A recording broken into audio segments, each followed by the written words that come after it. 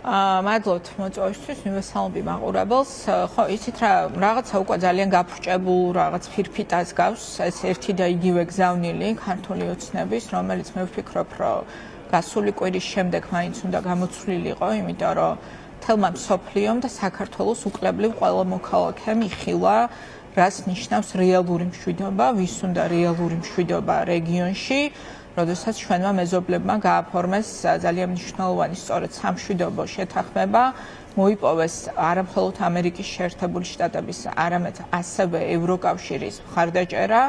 და სწორედ ამ ფონზე კეთდება განცხადებები მათ შორის ევროკავშირისგან, რომ აპირებენ გააღრმავონ ურთიერთობები ჩვენს მეზობლებთან. იმ ფონზე, როდესაც ჩვენ მათ შორის მოვისმინეთ დღეს შეფასება ამერიკის შეერთებული შტატების ყოფილი მაღლ ჩინოსნის, რომ საქართველოს რჩება ამ ყველაფრის მიღმა, საქართველოს კარგავს ყველანაირ ფუნქციას, რომელიც ჩვენ გვქონდა რეგიონში, მათ შორის სატრანზიტო ფუნქციასაც და გაძლიერდება ურთიერთობები ჩვენს მეზობლებთან, გაძლიერდება სწორედ იმ ფონზე, რომ მათ ქვეყნებში დამყარდება დიდხნიანი მშვიდობა. ასე რომ ტყუილი რო არის ქართული ოცნების ომის პროპაგანდა, მე მგონი ეს ყველა გაიგო და დრო არის რომ რაიმე ახალი გზავნილი მოძებნონ, მაგრამ არა აქვთ არაფერი ახალი გზავნილი მათ ხალხისთვის, იმიტომ რომ მოდის მათ შორის ადგილობრივი არჩევნები, ჩვენ ვხედავთ რა უმძიმეს მდგომარეობაში არიან ჩვენი თანამოქალაქეები ნებისმიერ ქალაქში და ნებისმიერ რეგიონში, სადაც არ უნდა წახვიდე, სადაც არც მშვიდობაა, არც დაცულობაა და ადგილობრივ დონეზე ადამიანებს აქვთ უამრავი გამოწვევა დაწყებული იქიდან, რომ შეიძლება საცხოვრებელი ჭერი თავზე ჩამოენგრათ, გაგრძელებული ნარკომანიის პრობლემებით, გაგრძელებული იმით, რომ ადეკვატური ჯანდაცვა არ არის ფაქტიურად არცად თბილისის გარეთ და ხელი არ მიუწვდებათ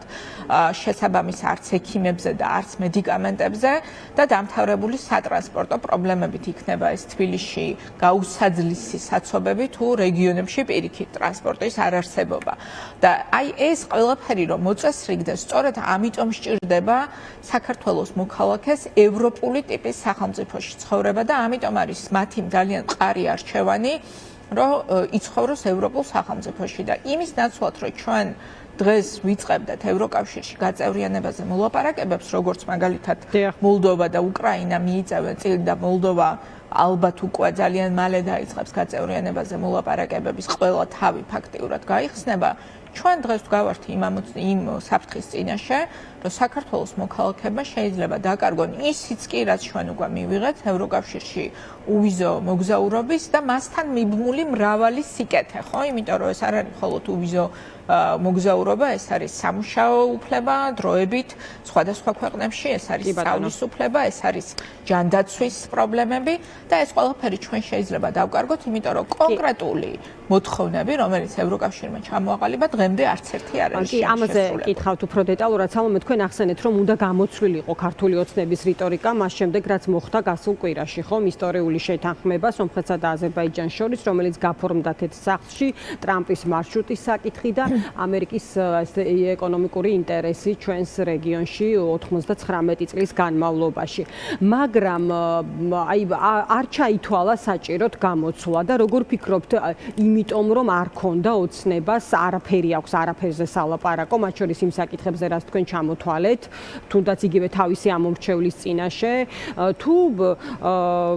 რეალურად ეს არის ის გზა, რომელსაც რაღაცნაირად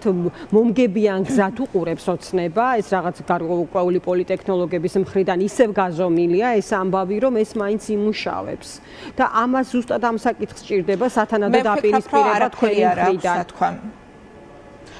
არა, დაპირისპირება ჩვენი მხრიდან კი არ სჭირდება, დაპირისპირება სჭირდება რეალობით და ეს რეალობა, ეხლა ვისაც არ უნდა რომ რეალობას თვალი გაუსწოროს. ამ რეალობის მიტანით მაშინ ასე ინფორმაციულ ვაკუუმში. ხო, ახლა ინფორმაციულ ვაკუუმში ვინც ცხოვრობს და არ არის ინფორმირებული, გასაგებია, მაგრამ მათ შორის ჩვენ სწორედ იმიტომ შევდივართ საარჩევნო ბრძოლაში, რომ საარჩევნო ბრძოლა ეს არის შესაძლებლობა ადამიანებთან პირდაპირი კომუნიკაციის და ამ ადამიანებს ჩვენ გარდა იმისა, რომ ვუხსნით, რომ როგორ ვაპირებთ რომ მოვაგვაროთ ისეთი პრობლემები როგორიც არის დაწყებული ყოფითი პრობლემებით როგორიც არის მიუსაფარი ცხოველები იქნება ეს თუ ტრანსპორტი იქნება თუ იქნება ეს სატრანსპორტო ასე ვთქვათ ინფრასტრუქტურის გაუმჯობესება თუ ჯანდაცვის გარდა ამისა ჩვენ ცხადია რომ ამ პროცესს ვიყენებთ სწორედ იმის ასახსნელად ვისთვისაც ეს ჯერ კიდევ გაუგებარია რომ ქართული ოცნება მათ ამყოფებს აცხოვრებს ტყუილში აშინებს რაღაცა მოგონილი ასე ვთქვათ რაღაცა არ ვიცი მითიური წარმონაქმნებით როგორიც არის არ ვიცი გლობალური ომის პარტია და deep state ამის პარალელურად პარავს მათ ფულს მათ შორის ადგილობრივი ბიუჯეტებიდან პარავს ფულს რომელიც უნდა ხმარდებოდეს სწორედ თითოეული ოჯახის კეთილდღეობას და მათი ცხოვრების გაუმჯობესებას ადგილებზე და ამ მოპარული ფულით საკუთარ ოჯახებს სწორედ აბინავებენ აინ დასავლეთში რომელსაც ყოველდღე გადმოდგებიან და დიდი სამბით ლანძღავენ სხვადასხვა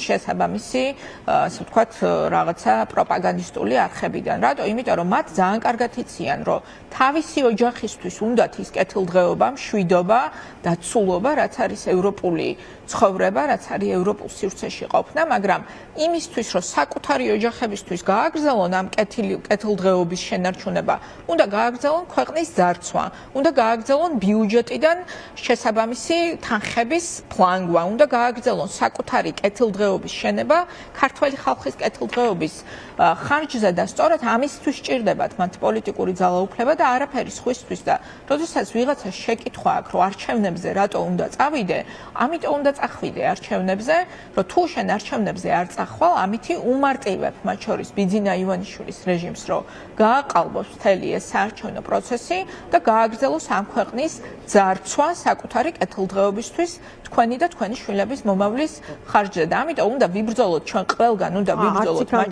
შორის საარჩევნო პროცესში და მათ შორის სალომე მათ შორის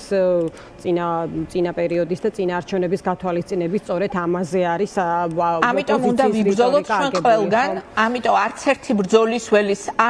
ბრძოლის ველის დათმობა არ შეიძლება და სწორედ ამიტომ ამბობთ ჩვენ მათ შორის ყველა ადამიანს ვინც ცხოვრობს საქართველოში სხვადასხვა ქალაქებში სხვადასხვა სოფლებში უყურებს საკუთარ ცხოვრებას ხედავს რომ არის აბსოლუტურად უპერსპექტივოდ ჩვენ როდესაც ჩვენ გვაქვს ძალიან კონკრეტული შეთავაზება და ზუსტად ვიცით როგორ უნდა შევქმნათ ამ ქვეყანაში 200,000 სამუშაო ადგილი ამის საპირწონედ ივანიშვილი მათ ეუბნებოდა ჯერ კიდევ წლების წინ რომ აქ თუ ვერ შეულობთ სამსახურს წადით და ევროპაში იმუშავეთ ოღონდ ეხლა ივანიშვილის დამსახურებით და მისი რეჟიმის დამსახურებით ჩვენ თუ დავკარგეთ უვიზო მოგზაურობის შანსი ევროკავშირთან მათ შორის ამას მიყვება ეს მობილობის სქემები რომელიც შესაძლებლობას აძლევს ათასობით საქართველოს მოქალაქეს რომ დროებით მაინც წავიდეს ევროპაში სხვადასხვა ქვეყნებში და იმუშაოს და ამით მერე შეინახოს საკუთარი ოჯახი რა თქმა უნდა ეს პროგრამებიც გაუქმდება და ესე იგი არც საქართველოში თავაზობს მათ სამუშაო ადგილს არავინ და საზღვარგარეთ სამუშაოებასაც არ თმევს და ეს ყველაფერი რომ შეიცვალოს ამას სჭირდება საზოგადოების ერთიანი ფრონტით წინააღმდეგობა ყველა ველზე იქნება ეს აქციები იქნება ეს საარჩევნო პროცესი თუ სხვა ჩვენ აი საფრთხეებზე ხა მათ შორის თქვენ რამდენიმე ახსენეთ რაც ვიზა ლიბერალიზაცია უვიზო მიმოსვლის დაკარგვის საფრთხეებზე და ამის შედეგებზე არაერთხელ გვისაუბრია მაგრამ ეხა უკვე ძალიან კონკრეტულ პერიოდზეა ხო ლაპარაკი დღეს არის 14 აგვისტო 31 აგვისტო დადგება იმდენ დღეში რამდენშიც დადგება და რაღაც უკვე ზოგადი საუბრები აღარ გამოვა ამ საკითხზე რასაკეთებს ოცნება და ასე შემდეგ ხომ ძალიან კონკრეტულ ვადაზეა ლაპარაკი ეხა დღეს ვეცნობოდი ოცნება აი დღეს ხო 14 რიცხვით რა კიდევ რა რიტორიკა აქვს ხო აი რაზე ლაპარაკობს ის რაზე ელაპარაკება თავის საზოგადოებას მის ამომრჩეველს ხვის ამომრჩეველს რას ეუბნება აკეთებს თუ არა რამეს ამ პროცესში ან როგორ წარმოუდგენია ამ საკითხზე არ ვიცი მოლაპარაკება ან გადათქმა ან დათანხმება ან ასე შემდეგ არ ვიცით როგორც უყურებენ თვითონ და დღეს ერთ-ერთი დეპუტატი ამბობდა რომ ჩვენო გვაქვსო მოლოდინიო რომ ქვეყნებიო პრაგმატულად შეხედავენ რა მოვლენები ვითარდება საქართველოსა და ზოგადად იმ ქვეყნების მიმართ, რომლებიც deep state-ის დავალებებს არ ასრულებენო და ის უსამართლობის ურემი, რომლის ჩამოტარებასაც საქართველოს მიმართ ცდილობენ, აუცილებლად მივა ამ ქვეყნებთანაც. შეგიძლიათ ამაზე რამე ანუ არ ვიცი ხა სისულელის კომენტირება მიჭირს, იმიტომ რომ მომიყევით ეს რაღაცა ბოდვა არის, ამიტომ ბოდვაზე კომენტარის გაკეთება გამიჭირდება. მე შემიძლია გითხრათ რეალობა რა არის. რეალობა არის ის, რომ ქართული ოცნება თავისი აი ამოქოქილი პროპაგანდისტული მანქანით უკვე აქტიურად აწარმოებს ფაქტიურად კამპანიას, რომ ევროპა და ევროპული ღირებულებები არ შეესაბამება საქართველოს და ქართული ხალხის ღირებულებებს. ეს არის რუსული პროპაგანდისტული ხაზი. ამას წლების მანძილზე რუსული პროპაგანდა, ასე ვთქვათ, ცდილობდა რომ შეესაღებინა ქართული ხალხისთვის და არ გამოუვიდა სხვათა შორის, იმიტომ რომ ქართველი ამომრჩევლის 90% ირჩევს ევროპულ მომავალ საკუთარი ქვეყნისთვის, მაგრამ ამ შემთხვევაში ტრაგედია ჩვენი ის არის, რომ რუსული პროპაგანდის მთავარი მწარმოებელი, გამხმოვანებელი და ასე ვთქვათ, მამუშავებელი არის საქართველოს დღევანდელი ხელისუფლება და მის მიერ კონტროლირებადი ქართულენოვანი რუსული არხები. ეხლა ჩვენ რაც უნდა შევეცადოთ არის ის, რომ რაც შეიძლება მეტ ადამიანს გავაგებინოთ სიმართლე და სიმართლე არის ის, რომ ჩვენ დღეს გამოწვევის წინაშე დადგა უვიზო მიმოსვლა ევროკავშირთან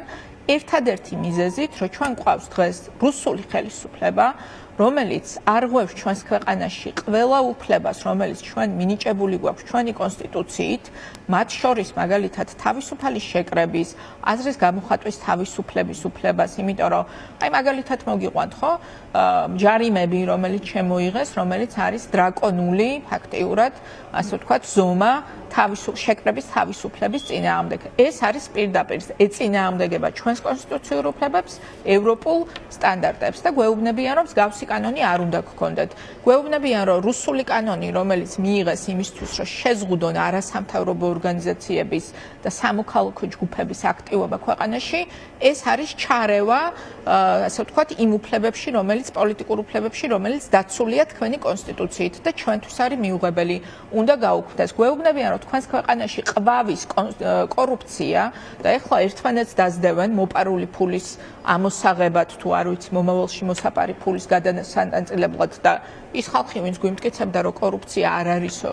ჩვენს ქვეყანაშიო და ჩვენი თავრობის პირობებშიო ეხლა ერთმანეთს დაძდევენ ან დასაჭერად და ან უარეს შემთხვევაში კიდე მოსაკლავად და ამას გვეუბნებიან ჩვენ ევროპელები რომ კორუმპირებული მთავრობა ყავთ და ანტიკორუფციული ბიურო რომელიც პოლიტიკურ დევნას აწარმოებს ყველა ოპოზიციური ლიდერის, არასამთავრობო ორგანიზაციების, პოლიტიკური პარტიების წინააღმდეგ, უნდა გადაიქცეს მართლაც კორუფციასთან ბრძოლის ინსტრუმენტად და ამისთვის უნდა შეცვალოთ კანონმდებლობა, ამას გვეუბნებიან. აი ამას გვთხოვს ჩვენ ყველაფერს ევროკავშირი, გვთხოვს იმას, რაც შედის საქართველოს მოქალაქეების ინტერესებში, იმიტომ რომ ჩვენ ევროპული სახელმწიფო, იმიტომ გვინდა რომ ევროპულ სახელმწიფოში ჩვენი უფლებები იქნება დაცული, კორუფცია იქნება კონტროლირებადი და ხელისუფლება დაემორჩილება ხალხის ნებას და ხალხის კონტროლს და ეს არის მოთხოვნები, რომელიც უკავშირდება უვიზო რეჟიმის შენარჩუნებისთვის აუცილებელ რეფორმებს, რაც უნდა განახორციელოს ხელისუფლება. კარგი, დასალმე ბოლოს კითხავთ გერმანიაში ჩატარებული შეხვედრის შესახებ, რომელზეც გუშინ ჯერ კიდევ ბევრი არაფერი იყო ცნობილი. მაგრამ ესმის კალტონ სალმეს თუ ესმის ჩემი ხმა ერთი კითხვა მინდა მას დაუსვა და შემდეგ ამ პასუხის შემდეგ გავალთ რეკლამაზე. დღეს ირაკლი კუპრაძემ გავრცელა ინფორმაცია იმასთან დაკავშირებით, რომ ის ბერლინში შეხვდა გახარიას და თქვა, რომ აუცილებლად ეყოლება ამ ორ პოლიტიკურ ჯგუფს საერთო კანდიდატები ბერლინში შემდგარი შეხვედრის შესახებ, რაზეც ირაკლი კუპრაძემ გავრცელა ინფორმაცია, რომ შედგა და იყო საუბარი თანამშრომლობის გარკვეულ მოდელზე. არ ვიცი, რაღაცა ძალიან იაფფასიანი მცდელობა, რაღაცა სენსაციის შექმნის, რომელსაც ქართულენოვანი რუსული პროპაგანდისტული არხები ეწევიან, ცოტათი ღიმილის მომგვრელია, იმიტომ რომ სენსაცია რატომ არის? ჩვენ გვაქვს ოფიციალურად მემორანდუმი. სასაცილოა, იმიტომ რომ იაფფასიანი რაღაცა მცდელობაა, რომ შექმნა სენსაცია რაღაცისგან, რაც არის ჩვეულებრივ სამუშაო რეჟიმში კონსულტაცია იმ პარტიასთან, რომელთანაც ჩვენ გვაქვს გაფორმებული ოფიციალურად მემორანდუმი თანამშრომლობის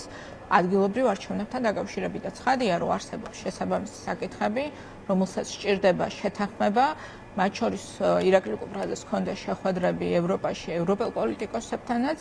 და ჩვენ ეს არის ჩვეულებრივ სამუშაო პროცესი და რა არის ამაში რაღაცა განსაკუთრებული, რაც ეს რაღაც წამოწია თემად რუსულმა პროპაგანდისტულმა არხებმა, ქართულენოვანმა ჩემთვის გაუგებარია. და ამ შეხვედრის შედეგი რა არის? აი კანდიდატზე შეთანხმება თუ რა სალომე თუ შეგიძლიათ უფრო მეტი რობოტი? ჩვენი მზადების, ჩვენ ვართ უკვე ძალიან აქტიურ ფაზაში და შეიძლება ითქვას, რომ ვასრულებთ მომზადებას უკვე ადგილობრივი არჩევნების პროცესისთვის და ყველა შედეგებს საზოგადოებას გავაცნობთ უახლოეს დღეებში. დიდი მადლობა სალომე, დაგემშვიდობებით. სალომე სამადაშვილი, ლელო ძლიერი საქართველოს წარმომადგენელი საუბრობდა ჩვენს ეთერში. ახლა რეკლამაზე გავალთ და სხვადასხვა თემებით დავბრუნდებით ძალიან მალე.